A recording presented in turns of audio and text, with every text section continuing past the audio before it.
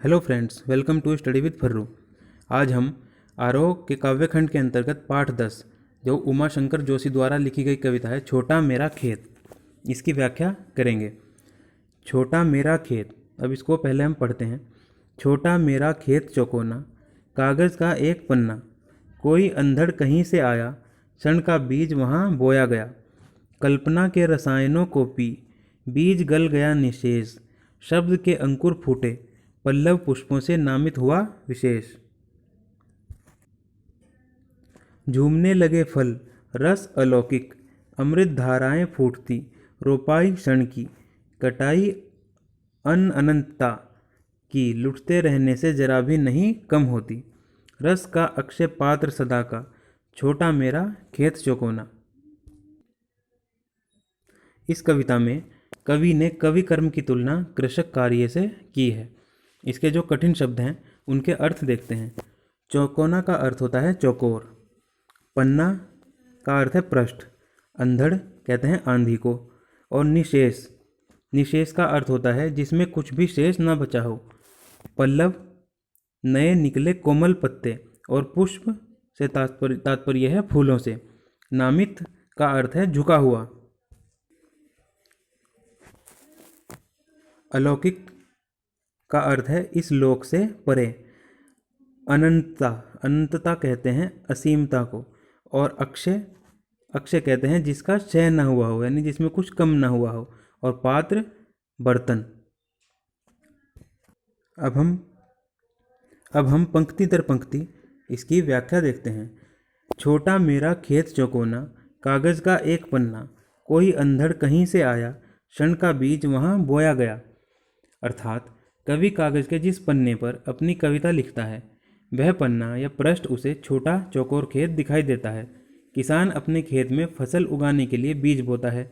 कवि के हृदय में परिस्थितियों ने एक बवंडर मचा दिया है। उस बवंडर की आंधी के साथ भावना का कोई बीज कहीं से आकर उसके हृदय की धरती में गड़ गया है। अर्थात कवि के हृदय में भावना का बीज बोया गया है। आगे कवि कहता है, कल्पना के रसायनों को पी, बीज गल गया निशेष, शब्द के अंकुर फूटे, पल्लव पुष्पों से नामित हुआ विशेष। अर्थात धरती में बोया गया बीज हवा, खाद, पानी आदि रसायनों को पीकर स्वयं के अस्तित्व को गलाकर मिटा देता है। यानी कि बीज गल गया निशेष, यानी उसमें कुछ नहीं बचता, और तब उसके हृदय से नए अंकुर के रूप में पत्ते, फूल उगाते हैं। उसी प्रकार कवि के हृदय में बोया गया भावना का बीज कल्पना रूपी रसायन को सीखकर अपने अहम को छोड़ देता है। तभी उससे शब्दों का अंकुर फूटता है।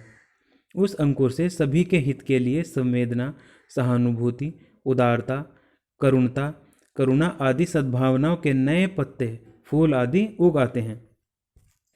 आगे कवि कहता है, झूमने लगे फल, रस अलौकिक, अमृत धाराएं फूटती, रोपाई क्षण की, कटाई अनंतता की, लुटते रहने से जरा भी नहीं कम होती।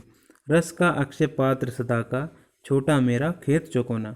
अर्थात इस प्रकार कवि के हृदय में बोया गया भाव बीज कविता रूपी फल के रूप में झूमने लगता है और वह रस पूरित हो जाता है, यानी रस से भर जाता है।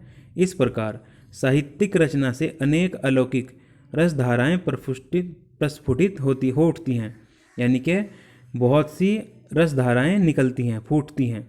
यह क्षण होने वाली रोपाई का ही परिणाम होता है। यह रसधारा अनंत काल तक क्षय नहीं होती। अर्थात उत्तम साहित्य कभी भी नष्ट नहीं होता। खेत में उत्पन्न होने वाला अन्न तो कुछ समय पश्चात समाप्त हो जाता है, किंतु साहित्य का रस कभी समाप्त नहीं होता, वह सदैव रहता है। इस प्रकार कविता रूपी फल से युक्त जो कागज़ का चौकोर खेत है, उसकी फसल हमेशा लहलहाती रहती है।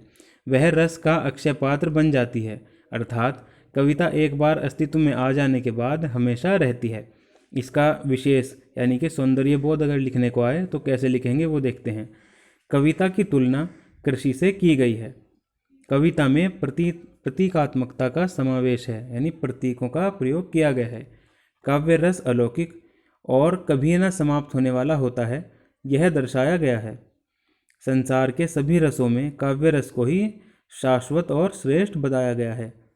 यह बताया गया है कि कविता किसी विशेष पल में हृदय में उपजे भाव से ही लिखी जाती है। पूरी कविता रूपक अलंकार का एक अच्छा उदाहरण है। यहाँ कहती के रूपक में कवि कर्म को बांधा गया है।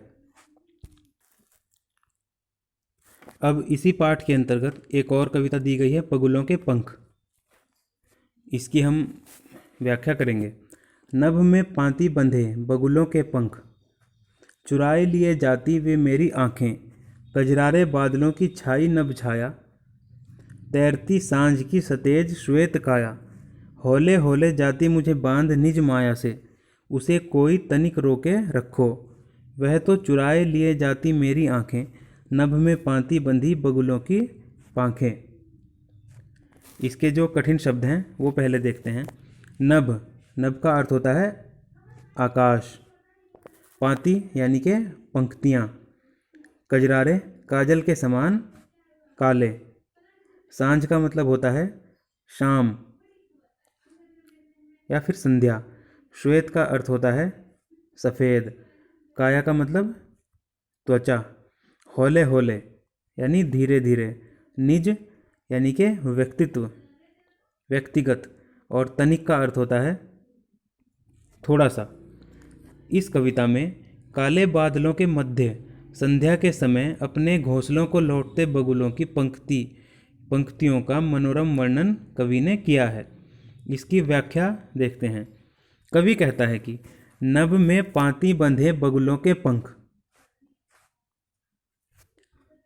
चुराए लिए जाती वे मेरी आँखें, अर्थात आकाश में काले काले बादलों में उड़ते सफ़ेद रंग के पंक्तिबद्ध बगुलों के पंखों का जो सौंदर्य है वो मेरी आँखों को चुराए लिए जा रहा है।